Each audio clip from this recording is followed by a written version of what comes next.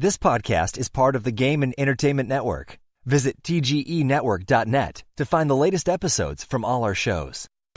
It's time for AggroChat, the official podcast of the Tales of the Aggronaut blog and stalwart gaming community, where we talk about stuff and things, and the stuff about the things, and sometimes gaming. I'm Belgast, and let's start the show. Hey folks, it's that time again, time for another episode of AggroChat. This is episode 194. Tonight I'm joined by Ashgar. Hello. Grace. Hi. Kodra. Hello. Tam. Hello. And Thalen. Hey there. So I don't know why I paused weirdly during the intro, but I apparently did, and it's going to get edited out anyway. But yeah, I was reading off of the show notes instead of the list of names. So we had a Nintendo Direct this week, and some stuff happened. Change on Smash. Yeah. Shocking everybody, there's going to be a new Smash. Shocking. Okay. Who could have guessed? So let's be clear here. I didn't expect them to announce it there. I expected that to be an E3 thing. Also, I expected them to re-release Smash 4 and not something else. I mean, that would have fit their MO, since there are a lot of re-releases happening. The average Switch owner didn't own a Wii U. Right, yeah. I'm not saying that's a bad idea. Like, I would be perfectly fine if they just re-released the entire Wii U library on Switch. Like, I would love to have Mario Maker on Switch. I actually kind of wanted Mario Maker too. I mean, I would like to see an extended version that included cooler stuff or additional stuff. But I would love to have it on the Switch, instead of the Wii U. My Wii U just doesn't get much play. Like, it's all hooked up to the same apparatus that all my other consoles are, but I never actually use it. It's not as convenient as the Switch. The Switch is just a great piece of hardware. Right, yeah, like I can start upstairs, and then if I want to go downstairs, just pop it out of the dock and go on with my life. Basically, the Switch is kind of what I always assumed having a Wii U was going to be like until I actually owned one. Because the range on the handheld unit is just so short compared to, like, the size of my house. But I know I've gone into that at length in other shows, so I won't now. I was kind of surprised that Okami is getting a re-release on the Switch. I mean, I'm not. They've been working on Okami HD a while. I'm sure the code base was fresh and not terribly hard to port. Yeah. So Okami so far has been on the PS2, the Wii, the PS3, the PS4, the 360, and the PC at this point. It's not that big of a stretch to see that try to put it wherever they could. I'm pretty okay with Okami being on everything ever. Yeah. More opportunities to play Okami. It's fine with me. Related, if you haven't played Okami, maybe you should play Okami. Really. Do it. While this wasn't announced at Nintendo Direct, I did notice that, like, over the last few days on the Nintendo eShop, Wolfenstein 2 has shown up for Switch. Huh.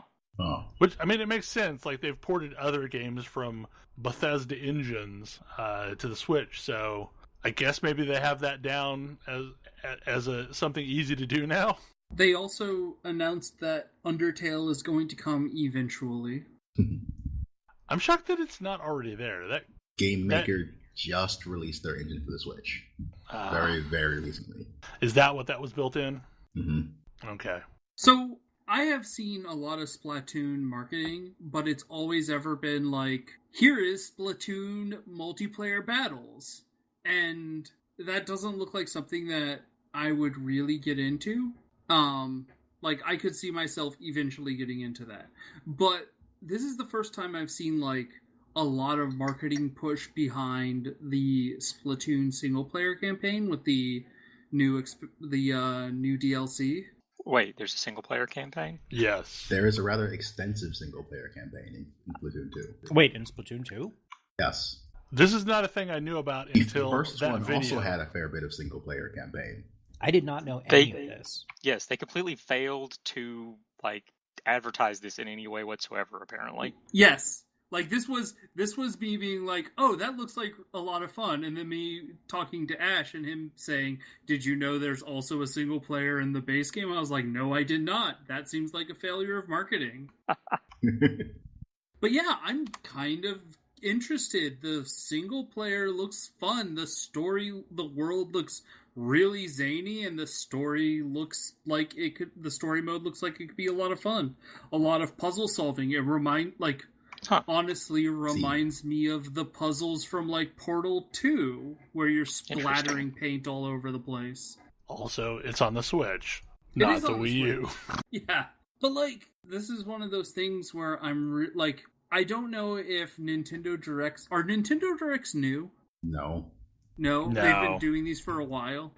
Iwata started them, so they've been around for a while. I feel like they've gained in prominence, probably because of the Switch. Like, people talk... Maybe... Well, the other problem with them is they always happen at weird times, usually. Yes.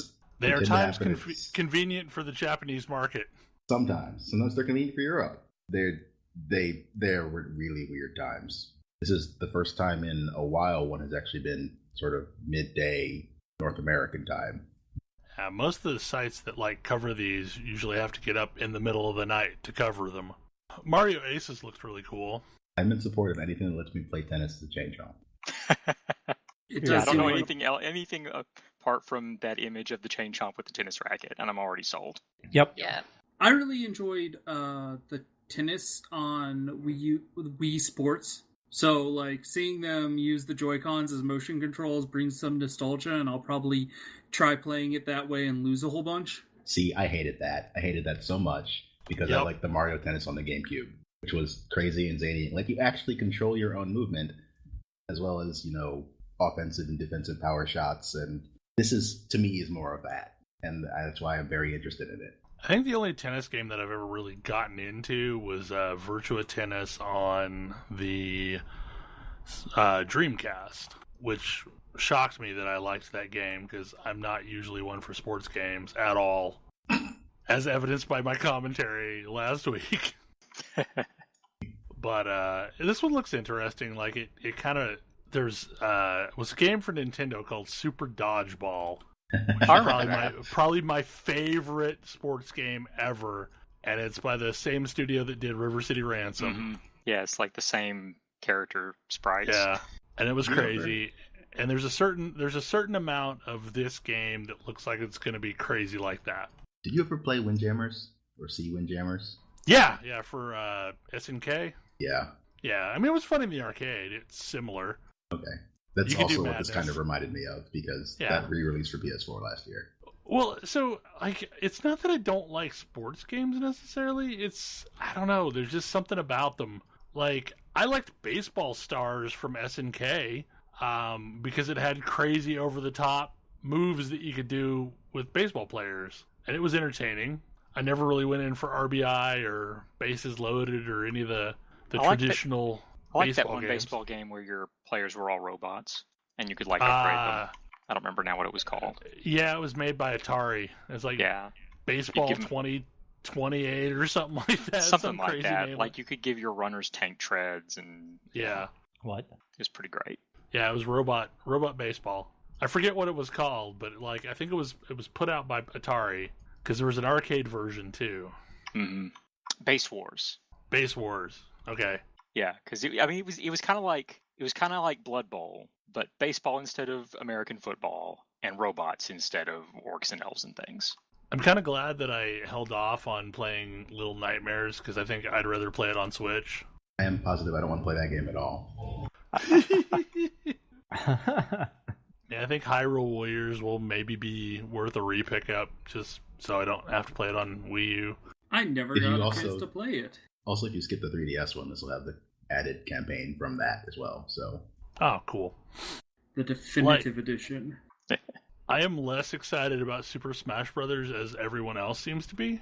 That's only because I never really got into Smash Brothers. I'd like more Smash Brothers, please. My only real interest in more Smash Brothers is that it might mean that Awkward Zombie might do more Smash Brothers cartoons. And I enjoy those. I really liked that fake out promotional video, though. Oh, it was so good. Because it just starts with a pair of squidlings just running around shooting paint at each other. Looks like a very, very generic Splatoon video, and then everything darkens, and one of the squidlings turns around, and you just see the Smash Brothers logo appear in her eye. So if you were, it did not look like a Smash Brothers commercial from the outset. It was a great announcement. Smash Brothers has been really big on fake out trailers. Although previously it was, hey, this is a Smash Brothers trailer. We're going to fake out the character we're actually revealing. So I think the most interesting thing about Nintendo Direct is something that wasn't announced in the English Nintendo Direct, that Phantasy Star Online 2 is coming to the Switch. Interesting. And what makes that interesting is the fact that the Switch has no region lockout. And in theory, it would use your Nintendo account instead of like some crazy Sega account that you have to figure out a way how to create. But it's still going to be entirely in Japanese. It's true, but like there are official English versions that are sold in like Singapore. So maybe we get lucky and they've got translations? Or maybe if I actually want to try this game, I should just go through the nonsense and figure out how to create a Sega account. I mean, you went through the nonsense for, what was that game? Monster Hunter Online. Yeah, for Monster Hunter Online. And it was 100% not worth it. It's probably not more nonsense than that. Probably. Yeah, that. Probably because I think there are English translations for a lot of the pages that you have to go through. There were not English translations for a lot of the pages I had to go through, and I was kind of just clicking and hoping. I looked up the characters for what yes and no is and tried to memorize those. So maybe Sega will come to their senses and actually announce it for over here. I had heard something that it's a contractual thing that's kept them from doing it, but I don't know the truth of that. I don't know. I suspect this whole Monster Hunter thing is going to have people reevaluating a whole bunch of things about what games they release over here. I would imagine. So. Like, I feel like Monster Hunter was a game that no one actually expected to be the mega hit that it is. Other than people that were super into Monster Hunter. I am not sure how I feel about Detective Pikachu. I really am not a fan of hearing a voice with Pikachu. Especially an old man voice. No, that's what makes it great. I don't know. It's kind of hilarious. I'm not sure what I think about it. I don't know who's voicing it. I don't know either. I know it's Ryan Reynolds in the movie. I don't know who it is in the game. But like, there were a couple of moments where it kind of made me reminded me of Bobcat Goldthwait. So I'm like, that would be amazing. Still, no announcement of a Pokemon Switch game. Maybe E3. If they do that, they'll probably use its own direct to announce it, because that's what they've done the last few times. So that would be the first, like, are you thinking it's a mainline Pokemon game? Yeah. Yeah. Because that would be their first, like, console Pokemon game. I mean, it's also a portable cough cough. Cough cough. I mean, I am significantly in the minority in the way that I play the Switch. Between the last normal show we recorded and now, I ended up getting a 2DS XL, and that has breathed all sort of new life into games for me on the 3DS platform. Mostly because, like, I don't know how to describe it, but my eyes, everything that looked on the 3DS screen always looked fuzzy to me. Like, even with the 3D turned all the way off, it was just fuzzy. And it kind of gave me a headache to play for any length of period of time. But now, with just like a stock 2D screen, one, it's a hell of a lot lighter, so it's more comfortable to play in bed. Two, everything seems super sharp. And as a result, like, Pokemon is more enjoyable, Monster Hunter is more enjoyable, and I don't know why. I don't know if it was a Capcom sale or a Monster Hunter sale, but they had Monster Hunter 4U for like $8. That's pretty cool. And I have bounced pretty hard on Generations. Like, I ended up buying in at Generations thinking, okay, I will get the latest and greatest Monster Hunter game and give this whole Monster Hunter craze a try. And I don't think that's a great starter game for Monster Hunter. Whereas 4U isn't that dissimilar from Monster Hunter World. I mean, well, okay. There's a story you follow. Generations was my starter game because I didn't have a whole lot of interest in the story in 4. I bought 4 and didn't really get into it, and bought Generations, and trying the different hunting styles, hunter arts, definitely got me actually into playing the game and into the core loop, whereas I never really got into it in 4. That said, Generations is definitely a sort of best of, and there's some stuff from the original Monster Hunter that nobody really needed to see again. I feel like 4U does a better job of easing you in, kind of like Worlds does, than Generations does. Well, you have a cook meat quest, and then you probably have a Kelby Horn quest, and then you probably have a Gather Mushrooms quest. Yep. I like that World skips you through all that nonsense. Go kill some small monsters. Okay, now go kill some slightly larger monsters. Oh, here's a big thing. You're going to be killing these for the rest of the game. Yeah, but on the handheld, I find it harder to... I travel by landmark. Like, that's how I travel in MMOs. That's how I travel in games. And on the handheld, I find it way harder to pick out distinct landmarks, and especially on Generations, because, like, every map felt like it looked the same to me. Other than, like, this is a cave map, and this is a plains map. But there were, like, 3 plains maps, and I couldn't tell which one was which, other than look at the dot and see what number I was on. But that's, like, not my default mode of transit, is to watch the numbers on the map. So I don't know, like, in Generations, I had a lot more difficulty traversing the world in a meaningful way and actually knowing what I was looking for. And the fact that, like, the harvest nodes were way less distinct, in that you could get a bunch of random stuff off this one node instead of, that's a blue mushroom, let's go get blue mushrooms off of it. I don't know, like, it's, so far I've been enjoying it. I'm playing Sword and Shield because why not? It started me with that. You're you. Yeah, well, it started me with, like, I like Sword and Shield in Monster Hunter World. I still never shield use is still it. Not a shield. No, it's not a shield. Not like once I got it through my head that this is not a shield. Like, if I want a shield, I really need to be playing Lance. You're just carrying a sharp weapon on one hand and a blunt weapon on the other. But you can absolutely use the shield to bash things over the head with it, to knock parts off, which is cool. I don't know, like, I feel like I wouldn't have bounced nearly as hard if I had started with 4U instead of Generations. Maybe. Because, like, I guess the problem with the skipping me ahead part is I knew nothing about this world. Like, other than there are big weapons and supposedly there's monsters I'm supposed to fight, but I don't know how to find either of those. Like, I didn't understand the smithy functionality, and, like, I couldn't make anything, and I didn't understand the cycle of the game in that I go kill things and then stuff shows up. But I don't know how much of that is I am looking at this game in hindsight after playing over 100 hours of World. Yeah. And understanding, like, the core loop of World, and it's not that dissimilar in 4U. Whatever the case, like, it's a comfortably handheld Monster Hunter experience. And I cannot recommend the 2DS XL anymore because it is great. It's a little bit smaller in your hand, but it's also a lot more lightweight, and it feels more balanced. Most reason for that second part is that the speakers are on the bottom part of the unit and not the top. It's a fairly nice piece of hardware if you're still into playing anything released on the 3DS, which, as the Direct is telling us, they're still going to be releasing things on the 3DS. I mean, a lot of people own 3DSs. It's a big market. Well, I didn't have a new 3DS, a quote-unquote new, so this has opened up a bunch of stuff that I had no access to on my original 3DS.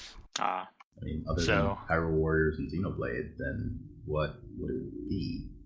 Any of the Virtual Console stuff for Super Nintendo doesn't work on the original 3DS XL, which to some extent that's just nice to have. I mean, a handheld copy of Super Metroid is always a thing I don't mind having. Yeah. I think maybe that blurriness you talk about must be a problem that they fixed with the new 3DS. Maybe. Because that's what I have as a new 3DS, because I didn't get it till, about a year ago. And I've never noticed anything. Like, the entire screen always felt fuzzy. Ugh. And it's like the 3D effect never 100% turned off. Right. Yeah, there's a very clear demarcation between on and all the way down, and then just off on the new 3DS. And I got the Pokeball edition, which makes me happy, and I almost waited too long to get that, because it was a pain to find one. And I don't know, like, I wasn't really feeling the giant Pikachu one. Who doesn't want a giant yellow handheld? Well, so the biggest problem with the Pikachu one as well is it's not actually yellow plastic. It's painted yellow. Oh. Ugh. So if you get a scratch, it's going to scratch through the gray underneath. Whereas, like, with the Pokeball, yes, there are parts that are painted white, but the red is actually red plastic. Right. So I have, like, kind of some general commentary about Monster Hunter Worlds as well. Mostly in talking to friends who are playing on the Xbox 360. Xbox One? Xbox One, sorry. So there's a thing that I've noticed I do when I'm playing my SOS Roulette. I heavily favor groups that have Japanese players in them. And mostly because when I'm in one of those groups, I can, for the most part, just worry about me and kind of expect that, like, I mean, this is totally stereotypical, but from my experience is they're going to do okay. Like, they're not going to do things like the things that are subtly annoying, like, you know, waking up monsters with weak attacks like I did in the beginning. They're just not going to do that. They're going to bring mega bombs. They're going to do all the things that need to be done, in my experience. So, like, I find myself favoring those groups. Do you know what the Xbox One doesn't have at all? Monster Hunter World did not release on the Xbox One in Japan. Yep. Because nobody in Japan has an Xbox One. They've only sold 80,000 Xbox Ones in Japan. Yeah. Japan is a Sony country. Well, and Nintendo, but, you know. And they're less direct competitors. And I wonder how much of, like, my interaction in other games has been because of that. Because, like, I ran into Japanese players in Destiny 2 on the PS4 all the time. And Destiny 1. And life was grand. So it would feel weird not to see Japanese players in online games. But I guess that's a reality on the Xbox One. So it makes me wonder, like, is SOS Roulette less successful on the Xbox One? Probably not, generally speaking. I guess it also depends on what time you're doing it. Yeah, that would make sense. I must do it in a time frame when there's tons of people, because, like, I almost always have some group that's primarily Japanese players to choose from.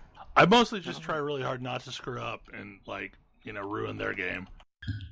But I guess at, like, a core, I never think about the different networks having slightly different player bases.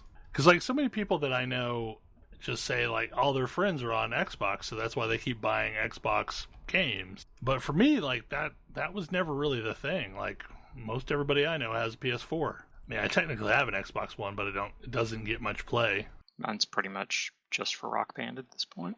Or, I guess, State of Decay 2, if I choose to get it on console.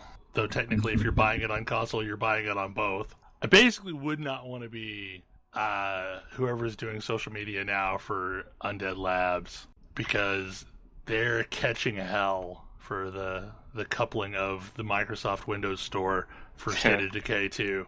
Because they have to answer a million questions of why isn't this on Steam all of a sudden? There's kind of a universal chant happening. Like, if you search for Undead Labs and Steam, you'll see a bunch of people that have taken up the chant of no Steam, no sale. Oh. I mean, it's true. Like, I don't want to buy it on the Windows Store. I don't want to buy anything on the Windows Store. And it's not necessarily because I don't want to use the Windows Store. It's just that Microsoft does not have a good track record of storefronts. Remember Games for Windows? I do remember Games for Windows. Dark Souls was released under Games for Windows. There was a thing before Games for Windows 2 that suffered a similar fate. I forget what it was called, but there was a Microsoft storefront prior to Games for Windows. Remember the Zune? Why you gotta bring that up? There's like two people who are really sad right now. Yeah. I mean, the Zune was a quality piece of hardware. I'm sure it was. It just wasn't an iPod. Do you know what Zunes are great for? Replacing the firmware with an open firmware and turning it into a different machine. They were a great piece of hardware. Yep. Yeah, there's an open source software called Rockbox that'll run on iPods and Zunes and a couple other devices that, like, at least on the Zune side, fixes all its problems. Also fixes my key problem with an iPod and decouples it from iTunes. I guess the funny thing is about the whole Windows Store thing is, like, I am more reluctant to buy from the Windows Store than I am from lots of other storefronts. Like, I've sort of accepted that I have to buy from Origin the occasional game. Well, maybe not, because, you know, Mass Effect may no longer exist anymore. Yeah, assuming they put out a game you want ever again. You know, and I'll buy stuff from Humble Bundle. I don't have a problem with that. I mean, then again, that's all cross-playable on Steam. But it's just like, I don't trust the longevity of the Windows Store. There's the slightly smaller thing that whether or not this is smaller depends on your specific needs, I guess. Games from the Windows Store are not EXEs, and therefore a whole bunch of things don't integrate with them, like screenshot tools. Yes. Do you know what I don't want on my machine? Any of the freaking apps. I mean, isn't Microsoft's ultimate goal for Windows to no longer be able to even run EXEs? That seems to be the long-term goal, yes. I don't know why they have that as a long-term goal, but... Because walled gardens make a lot of money, and they want some of that? I mean... Good luck! I feel like that will be the thing that finally makes desktop Linux a reality. Yep. I mean, it's close, but there's not really been a reasonable catalyst to ever make it need to happen. Man, if they do that, there will be so many people, so many big companies suddenly with operating systems just waiting, just ready. Yeah. Like, I think the thing that Microsoft needs to realize is that for a walled garden to work, it needs to be a garden. I mean, here's the thing, is I don't think Microsoft has really calculated this. Most people that use Windows use it at least somewhat begrudgingly. Yeah. Like, I mean, I like Windows better than most of the alternatives, but I also really use it because there's no reasonable alternatives for me. Yeah, nobody uses Windows because it's Windows. They use it because it's the operating system that runs the software that they want. Like, all of the happy and joy that they tried to encapsulate with the Windows 95 releases, that never really was a thing. Like, we just wanted an operating system that wasn't garbage. Also evidenced by the fact that there's a lot of people that will almost refuse to give up XP. Yep. Or 7, or whatever they've decided is the most reasonable version of Windows for them.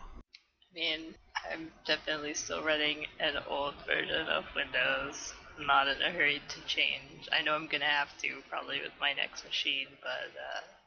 like, I'm pretty sure every version of Windows has its adherents going back to, like, 3.0. Except for NT. Nobody wants it. Add Vista that as well. I don't think anybody's willingly running ME or Vista. Yeah. I think the biggest thing that has always been the case against desktop Linux is the fact that there's 30 million variants of Linux and no one actually wants to work with anyone else. Yeah. Like, if they all pooled together, they could come up with a product offering that is better than what's currently available for Windows, but getting everyone to pull together and work towards one goal is not exactly something that the open source community can ever do. With the exception of Red Hat, most of them don't have the support of a large company. And Red Hat has the perfectly fine business model that has nothing to do with desktop Linux. Yep. So since I've been talking for a really long time, I'm going to shift the order of things. Tam, you have been playing Nier Automata, and you have beaten one of the routes. Man. Yes. I see what this game is doing, and I think it thinks it's a little bit more clever than it actually is. I finished the first chapter of probably like 4? 5 total. 5? Oh, yeah, the first 2 are apparently the longest. I finished the first chapter, and the first chapter does have a story arc. Like, the story arc is you find some bad guys, you kill both bad guys. That's it. That's not much of an arc. No, it's really not. And, like, the interesting parts of it are all of the things that happen kind of on the sides as you're doing this, which are incredibly interesting. Like, you've got this absolutely adorable character who's your handler. You've got this organization that you're working for where you can sort of see the cracks in, you sort of get a picture of the cracks in their like doctrine and how it doesn't make a whole lot of sense. There's a bunch of stuff with like some of these robots you're killing are actually like not hostile and like just trying to go about their own business. And so I get to the end of this first thing, and I get like an ending cutscene and some credits, and it's like if I hadn't known what I was getting into and hadn't watched to the end of the credits, I would have been like, that's it. It's just a very so it's a game designed to be played a bunch of times. Yeah, but so how long is it to play through a single route? I don't know. I dithered a whole lot, so it's hard for me to say. Maybe, I don't know, 15-ish hours. The only thing I know about the routes is that the A and B routes are basically the same story from two different perspectives. Yes. And the other three are different. Yeah. And this is the problem that I have run into, is there are a number of characters that I'm interested in and I like, and one character who I absolutely hate. Because and the B route is from this character's perspective. Yes. Because it is pre-Heavensward Alphanod with none of the redeeming qualities. Man, I have been replaying the main story quest in Final Fantasy XIV, and I had blacked out how bad original Alphanod was. Yeah, like... So yeah, but like this character... The character is fun. The character is somewhat fun to hate because your character also doesn't have much time for him, except for weirdly when she does. I don't know what that's about. Like, except that the B route playthrough is... play through the events of the story you just played through as this guy instead of your previous character. And so you get these slightly different, like, it's different and shows you new stuff at all of the times when you aren't, like, when those two characters aren't together. And so that's sort of revealing more. But, like, thus far, I mean, that character is your sidekick for, like, 90% of the time you're playing. And so it's been a little bit hard to motivate myself to like play through the thing I just finished playing as this character I don't like. Yeah, that doesn't sound great. It's not super inspiring. Especially because that character has a different handler, and that different handler basically hates him and has no time for his nonsense, which admittedly... So just like you. Admittedly, just like me. And so, but as much fun as it is to like constantly have her putting him in his place, it's not the absolutely wonderful handler from the previous character, who is literally just she's just a joy every time she comes on because she's emotive, she's interesting, she's bubbly, she's cheerful.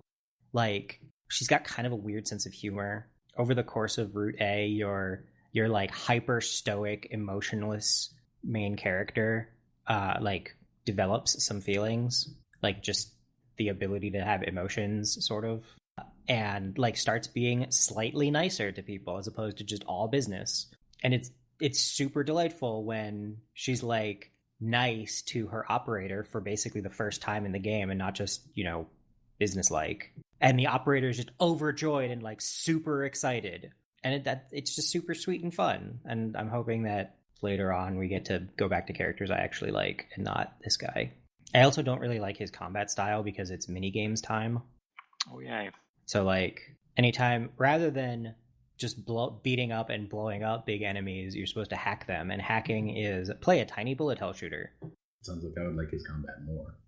I mean, you might, except that just playing the game is also kind of playing a bullet hell shooter. So it's I've seen that. like it's just a little jarring to like zoom into a completely different screen, play this other tiny game like mid-fight, and then go back to the fight you were in.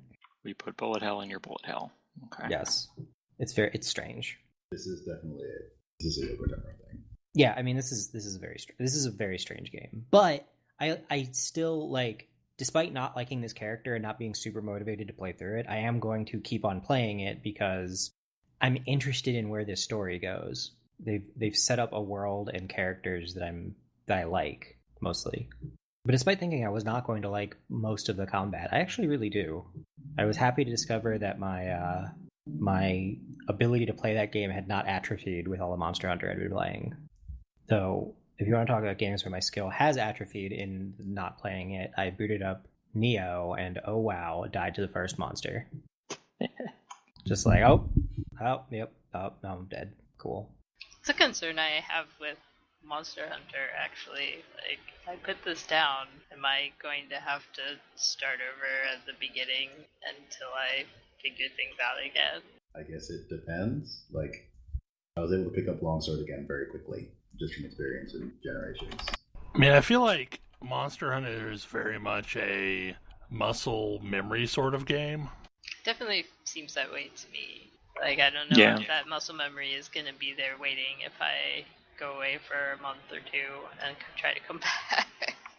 Well, I hadn't played much this week at all, and then the last couple days I've been working through the last of the Elder Dragons, and for the most part, like, it wasn't me that was feigning most of the time.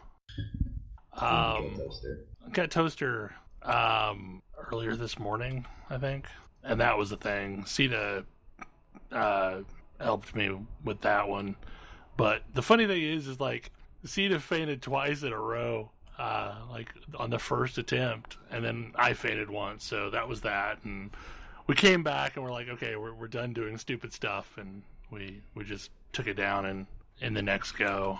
But the big thing for me is like coming back after not playing much this week. I made some stupid mistakes, but for the most part, everything just kind of came back. I've identified a new thing that I'm working towards. Oh. There's a set of dual blades called Fire and Ice that has both ice and blast attack on it. Seems like nonsense. And I want to get a gear set that just is very optimized for that type of a weapon. And also has the Teostra 3-piece set because I want to deal with sharpness loss less. So there's a thing I need to do, but I haven't really wanted to do. I need to farm Nurgi, because I would really like to have a Nurgle Reaver, at least as a weapon that I have in my arsenal. Is that the longsword? That is a longsword, yeah. And mostly because it's got high whatever the anti-dragon ability thing is. You should just make the Valhazak longsword instead. I don't want to farm Valhazak. Like, I think I would actually rather farm Nergigante than Valhazak. Oh, really? Valhazak is so easy, though. No, it's not. I don't have 3-piece effluvial whatever. I don't either. You have a cheater weapon. You have a fiddly cheater tam weapon that lets you zoom in and out of battle at will. I always get infected with the effluvial crap when I'm fighting Valhazak, just by being in range of him. He's the weekly this week. I started taking a greatsword in so I can actually break his face. I need to run it some more. Like, now that I don't have to do the assigned mission, it tends to be easier to get groups when doing optionals. It's not that it was that big of a deal, it's just that I was doing it by SOS roulette, and people fainted so often on that fight. I guess I have either done it solo or with Tam, so I haven't had to deal with that. I think I'm just weird in that I like running with random groups in that game. I find random groups in that game to be pretty good, generally speaking. There are a few. I had a few groups to proving where Anjanath just landed on the same person 3 times. I do feel like the scaling needs a bit of work. This may just be my impression, but I feel like the assigned quest versions of the monsters are actually rougher than the optional versions of the monsters. In most cases, they're the exact same monsters with the exact same health. Although health does vary very randomly up and down a bit. The monster size, oddly enough. Makes sense. Man, so I like one of the toasty tries today would have been great. Like, we were all running up, just about to drop down bombs, and then some range player plinks it with a tiny shot and wakes it back up. Aww. I mean, we could have probably finished it. If everybody would have gotten their mega bombs in, we probably would have just finished it off. Because it had a skull above, it was sleeping in the fiery place. I know Kashala's health is low enough that if it has a skull and everybody brings bombs, that is actually a guaranteed kill. Yeah. I Weirdly think enough, Teostra has more health than that, though. Weirdly, I didn't find Kushala as tough as Teostra or Valhazak. I find Kushala annoying, but not that hard. What I find weird is that I actually found Teostra easier in Elder's Recess.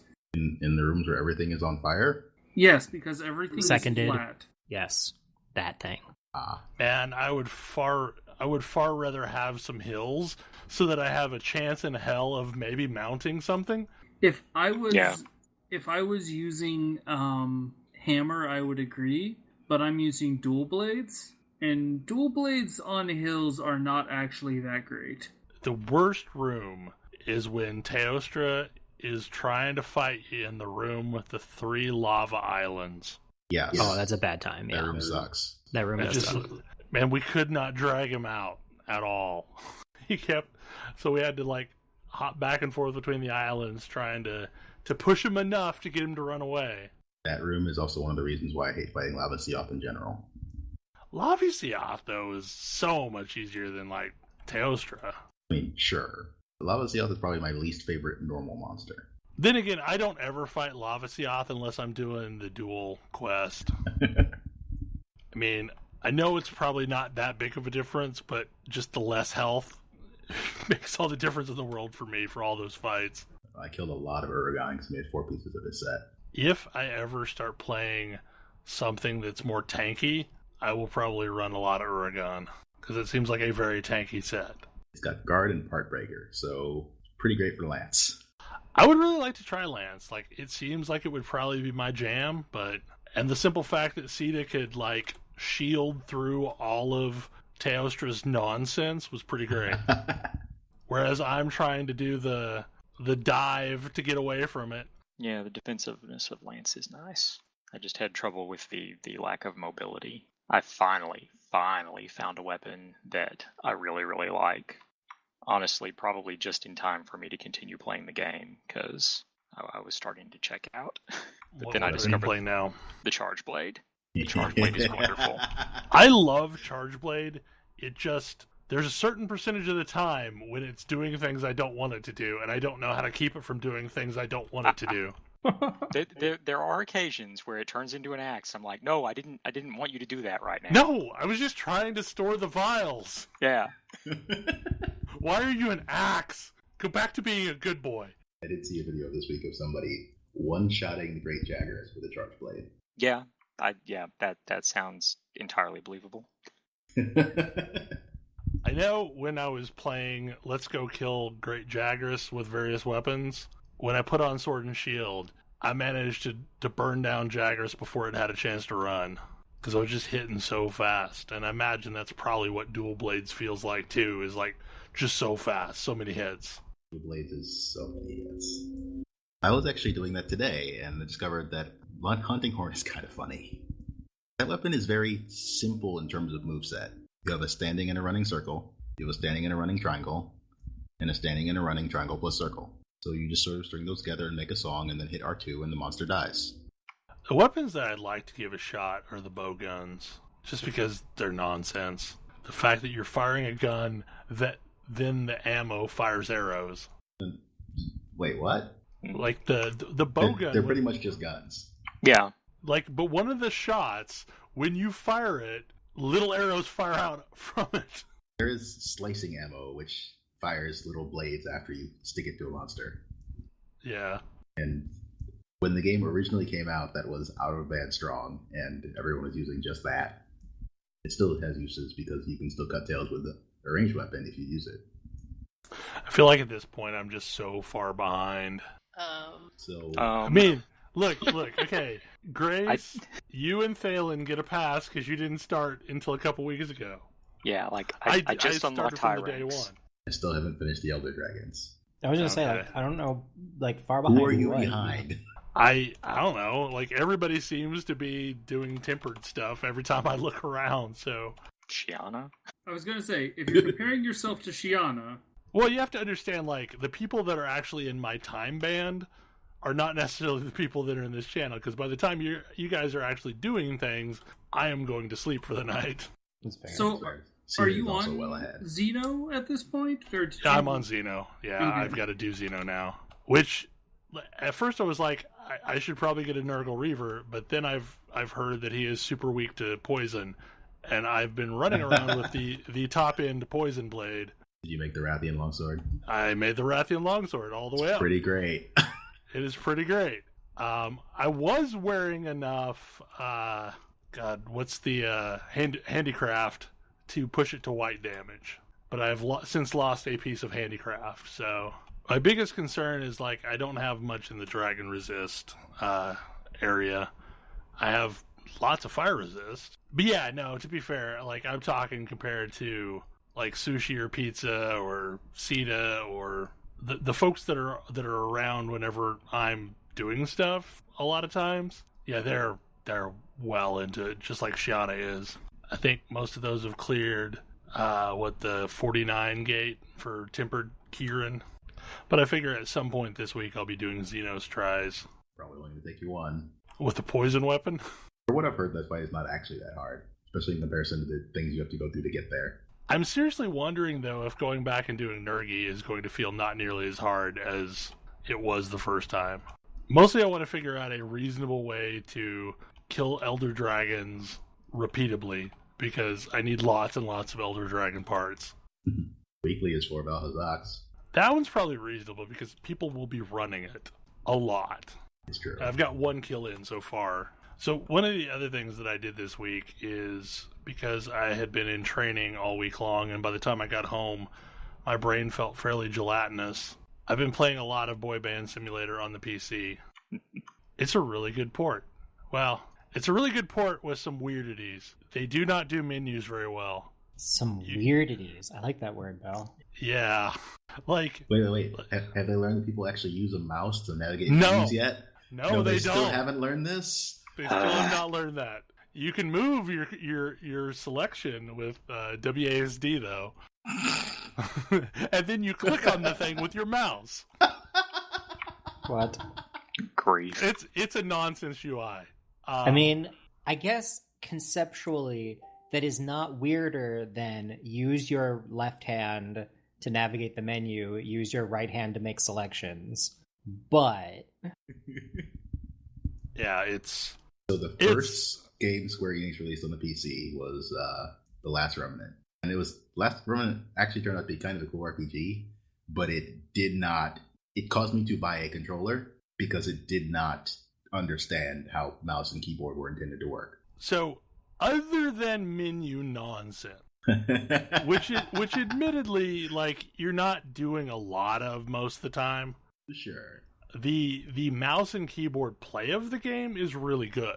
Like, it feels good to play the game. So, like, Shift is your lock on target. F is your engine blade blink. E is run for some reason. So everything is a nice little tight cluster around WASD, and for the most part it feels really good. And on my big machine it looks gorgeous. Like, it is so nice. Like, the view distance, everything is crisp and clear. And on my laptop it does not look as crisp and clear, but it does run fairly well. So I've been slowly catching up to where I was at on the PS4, and it's kind of been my downstairs, no access to the PS4 game this week.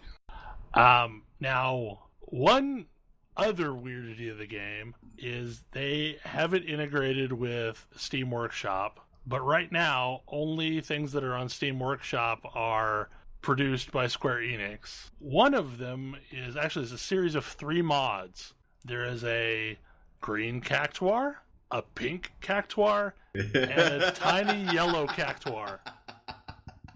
I did not know what these did, so I'm like, these must be costumes. No, that is not what they are. When you download all 3 of those, it replaces every man in the game other than your characters with a green Cactuar. Replaces every woman in the game with a pink Cactuar. Replaces every child in the game with a tiny yellow Cactuar. What? Why? It becomes impossible to tell what an NPC is versus anything else. Like, it's just sheer nonsense. Like, it makes no sense. Thankfully, you can just unsubscribe from the mods to remove them quickly, but yeah, no. It makes the game really trippy to play. Because say you need to go talk to an NPC, like, I really hope you memorize where he was in town, because you can't tell which one is that NPC. I'd heard some things about those, yes. I don't know why they're there. Nobody I've talked to thinks they make any sense, other than they are briefly hilarious when you discover what they do the first time. Right. They were really funny for the first 15 minutes I had them installed, and then I saved my game and exited out and uninstalled them. I mean, that sounds pretty similar to most Skyrim mods I've downloaded that, like, changed something cosmetic. It's like, oh, that mud crab has a fancy hat now. Okay, I'm bored with that. Thomas the Tank Engine Dragons was entertaining for about 5 minutes. Yeah. I have just thrown a screenshot into random, or it's uploading right now, so you can see a brief moment of this happening. I mean, they're not even, like, actual Cactuars. Like, they're people in Cactuar suits. It's like the dinosaur costumes. Yeah. I mean, on the console, one of the things that you can get to put on Noctis is a cup ramen hat. So, I mean, like, it's not like the weird is a new thing. My favorite thing so far has been one of the things that came with the PC version was a mariachi charo suit that's got Moogles and Chocobos on it. And I've spent, like, I'm not wearing it right now in that screenshot I just posted, but I spent a lot of time running around as that. It's pretty amazing. It is, in all, a better port than I had feared it might be. It just has weird stuff going on with menus. And once you get used to that, you know, the rest of the game plays great. I mean, that does sound miles above pretty much every other Square Enix port. Yeah.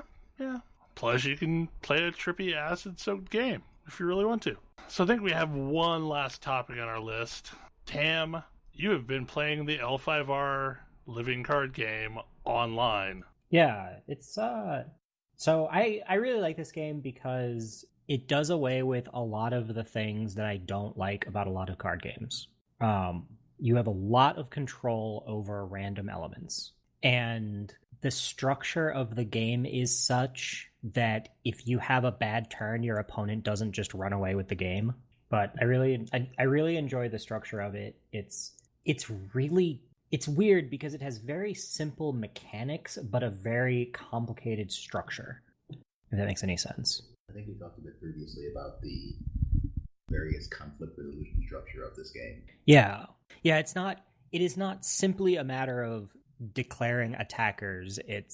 You're declaring a type of conflict at a particular area with a certain number of participants of your choice. And all of these are important decisions. And every round has 4 of these conflicts. Like, every turn has 4 of these conflicts. So it's like, there's advantage to going first because you can kind of dictate the tempo, but the advantage to going last is you're very likely to leave your opponent without very many good ways of defending. And there's both different modes to victory, and it lacks the thing that, like, Magic has, where the only hit point that matters is the last one. Like, throwing away conflicts in the now for board advantage later is a decision you can make, but it isn't necessarily a good one to make.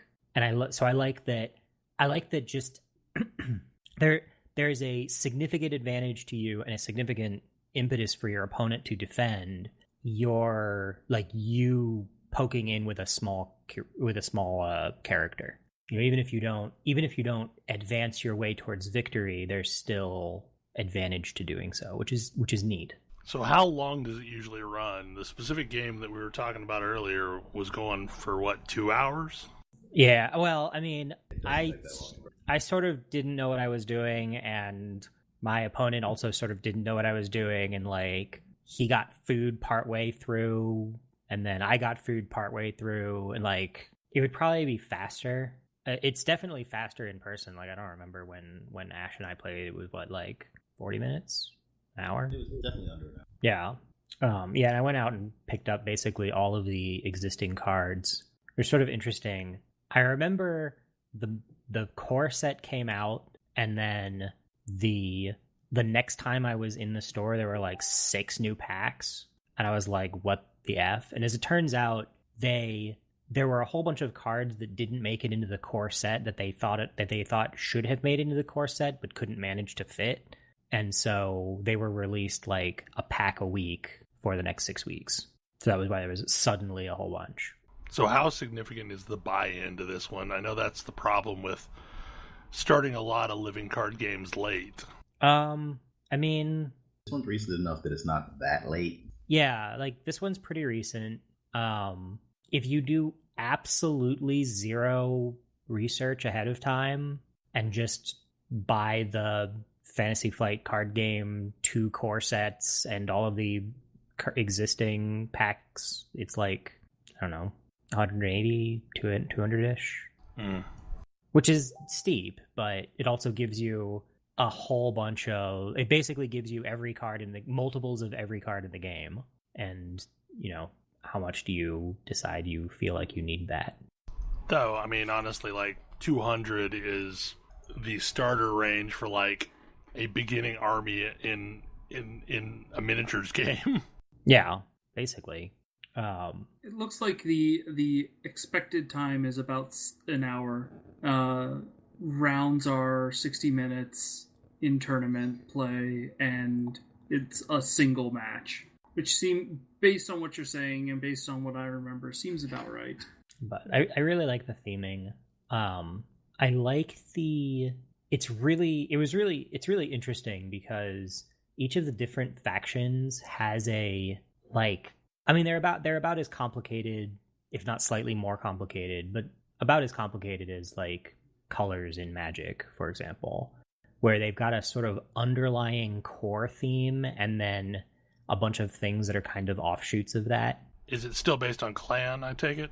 Yeah. You pick a clan. Your deck can have your main clan, and then Fantasy Flight has a system that I really enjoy for its deck building in its card games, where you can take as many up to the maximum values. You can take as many cards of your clan or your type as you want, and you can take some from a different type, but it costs you points, of which you have a limited number. So it kind of puts some structure around deck building, so you can get a sense of what it is you're doing. But like, I played a relatively successful deck that only had 1 clan's cards in it.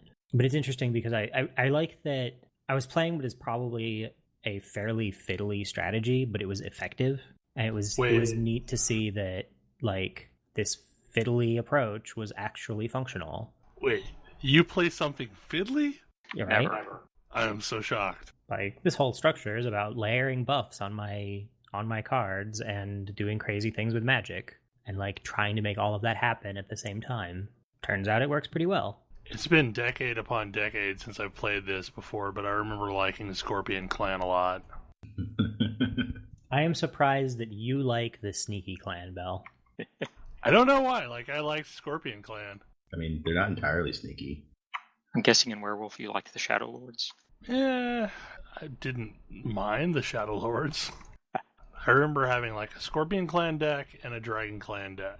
But my Scorpion Clan deck was way more functional than my Dragon Clan deck. It was briefly really popular around here.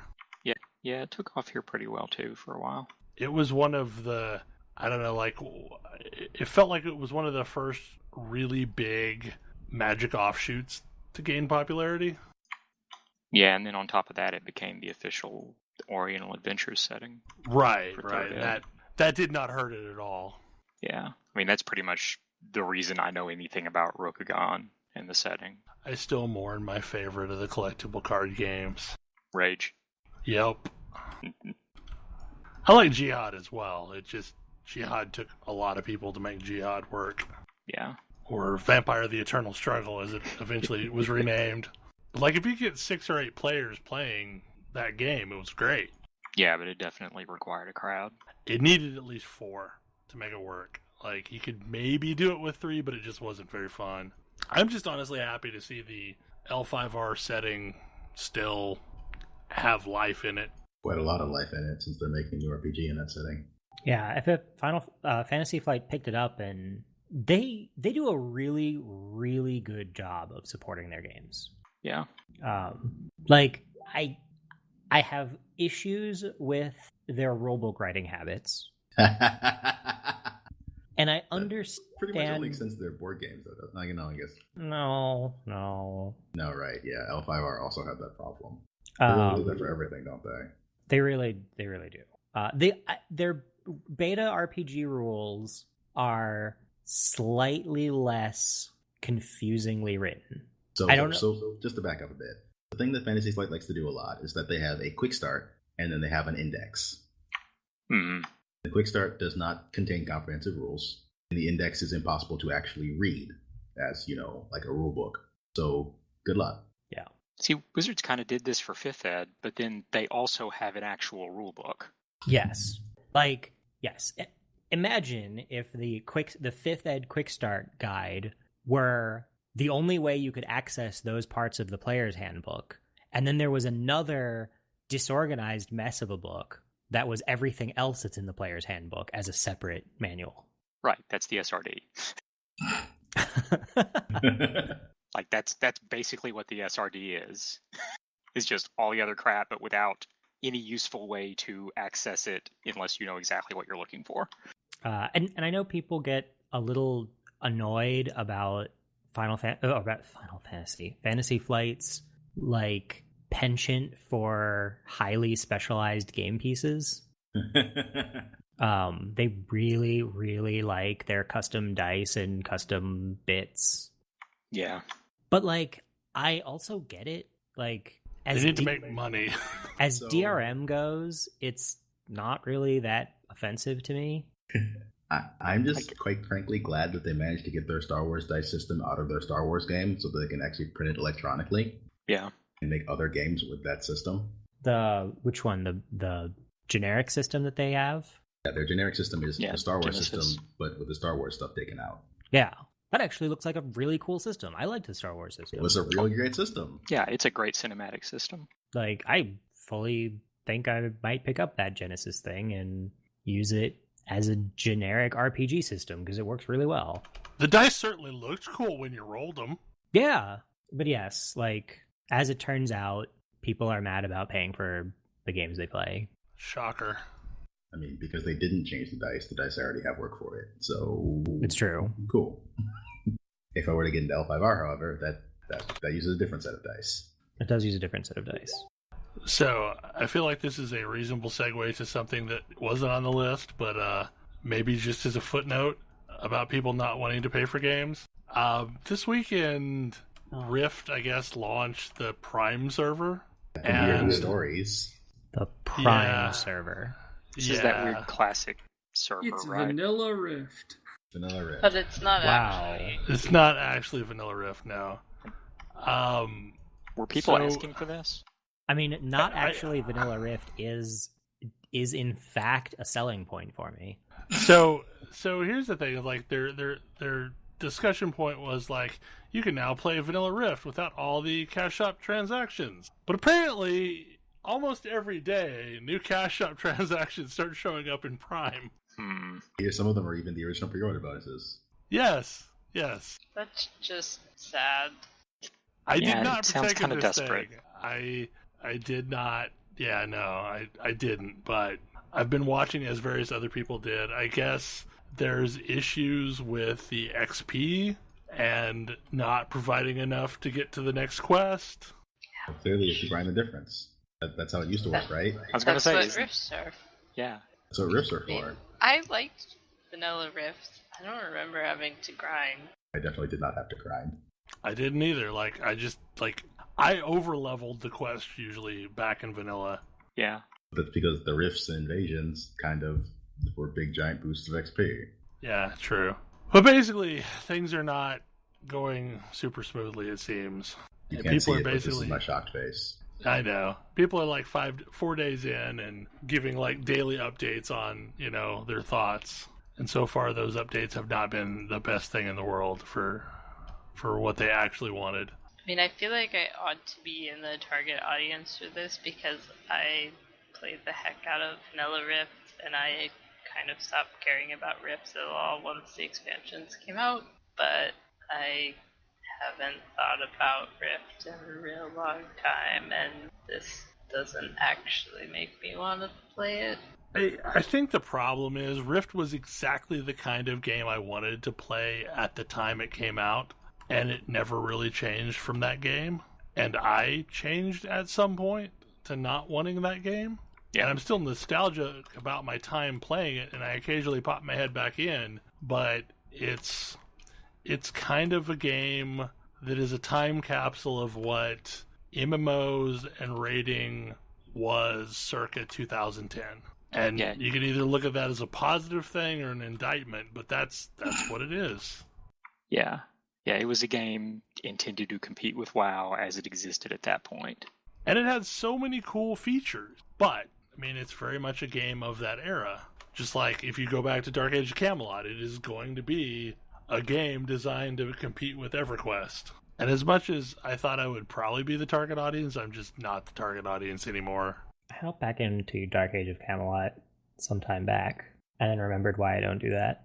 Well, so when I played it again, it reminded me of why I had such deep and meaningful relationships with the people I played EQ and Dark Age of Camelot with. Because you had lots of downtime with them? There was so much time where nothing was going on, and you're just sitting around talking. Yep. Waiting on that camp. Yep. Waiting 15 minutes for something to pop. 30 minutes for something to pop. I hear this from people who played at 11 as well. Well, I mean, FF11 was actually... did not include a lot of the enhancements that Dark Age of Camelot did to make it a little bit more player-friendly. It was very EverQuest-y. But I think it all goes back to, like, you can't ever really go back. I think, as much as I have maligned it, I think the reason why WoW continues to be successful is that they keep changing it constantly. I guess we'll find out more about this when the WoW Classic servers launch. I have no idea what that's even going to look like. I mean, that I'm actually excited about. Like, Rift, I like my time with it is over. I think the difference with WoW is that, like, I never played Vanilla WoW, but, like, I played it, like, at the beginning of Burning Crusade, which the old world was essentially Vanilla WoW. And I miss it. I play the game currently, and I see all the things that have changed, and I would like to go back and try it. Whereas Rift, like, I haven't played it, or, I occasionally think about it, but I'm not invested in it anymore. I'm still somewhat loosely invested in WoW and want to go back and revisit things. I really hate to say this, but pretty much whenever I think of Rift, I think of how not to do class design, because class design in that game made me so upset. Cool things, but it had so many classes that it had not so much class design as ability design. Yeah, you don't like having tons of redundant abilities and, like... Hit A. A is on cooldown, hit B. B is on cooldown, hit C. If they're all on cooldown, hit D. Just go back to hitting A whenever you can. Yeah, I mean, the fact that you could just create a single button macro for basically every single class that just rolled through your abilities, and it was viable. So that's unfortunately my association with Rift more than anything else. I really liked some of the design philosophy, but the actual execution left a lot to be desired for me. I won't lie, like, a lot of the reason why I was a fan of tanking in Rift is because it let me have two abilities that I always wanted to have on the same character. I wanted Charge, and I wanted Death Grip on the same character. And it let me have that. I could build that spec. I could also tank without a shield, if I really wanted to. But, I don't know. I mean, it was a fun year and a half-ish that I played. And I've gone back and had other moments where I played a lot of Rift. And it was fun when I did it. But each time when I go back, it's less fun. And I feel like the game has remained the same. So it must be me that's changed. Every other online game. I mean, Storm Legion was not that dissimilar from base Rift, and Nightmare Tales was not that dissimilar from Storm Legion. And I guess it's just my preferences shifted. But anyway, it will be interesting to see what comes of it. Yeah. So since I kind of shimmed that one in at the last minute, does anybody have anything else that they want to talk about that, was sparked by our discussion? Chain chomp tennis is the best. I'm looking forward to praising the sun with a Solaire amiibo. It's pretty great. It made me dig out the Take On Me Dark Souls video and watch it over and over the other day. I still can't believe there's a Solaire amiibo. That's even more surreal to me than Dark Souls being on the Switch. What will be more surreal is if it actually works with some other games. You know they're going to do it. Yeah. I'm interested to see what drops from the sky when you use it in Breath of the Wild. Probably nothing, because a lot of games have generic amiibo rewards, like Hyrule Warriors does. Well, I mean, yeah, like you get fish or, flowers or... I just think it would be delightful if you crammed Solaire into a cart and raced him around in Mario Kart. All the while he was praising the sun. Yeah. The amiibos in Mario Kart have pretty much always given Mii costumes. I need to play with my amiibos and the 2DS XL since it now just natively supports them. Still need to have a game that supports them. And there aren't that many 3DS games that do. I still think somebody should make has a Skylanders for amiibos already been made? No. Because that seems like a thing that would be amazing. I mean, yes, licensing would be hard. I mean, there was the Skylanders game that had amiibos that worked as amiibos and as Skylanders. I mean, that was a little different. They put out an actual Bowser and Donkey Kong Skylanders figures that also worked as amiibos. Yeah. I mean, they're all NFC. It's just what data is encoded on them. Well, since we are about to lose an hour tonight, we should probably wrap things up. Because losing hours is horrible. Yes. Daylight savings sucks. Yeah. Like, I actually like the time shift itself. I just don't like having to shift every year. I'm fine with, constant darkness in the winter. Anyway, hopefully you enjoyed the show, and we will see you next week. Good night. Good night. Good night. Good night. Good night. See ya.